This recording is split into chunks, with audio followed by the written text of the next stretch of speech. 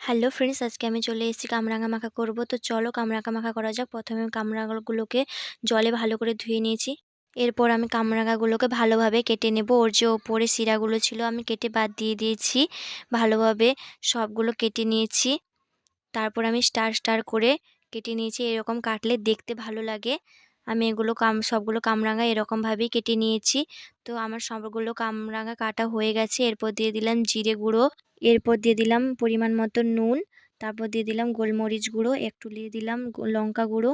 এরপর আমি দিয়ে দিচ্ছি কাসুন্দি, তোমরা চাইলে দিতে পারো, নাও দিতে পারো। আমি অল্প একটু দিয়ে দিলাম। তারপর আমি সবগুলো একসঙ্গে ভালোভাবে মাখিয়ে নেব। তো দেখো আমার মাখানো হয়ে গেছে। এরপর আমি একটু বোনকে টেস্ট করতে দেব কেমন হয়েছে। তো ওকে দিলাম। তো তারপর বোন বলল যে ভালো হয়েছে। তারপর আমিও একটু টেস্ট করলাম। সত্যি কামরাঙা মাখাটা ভালো হয়েছিল। তো চলো বন্ধুরা, টাটা।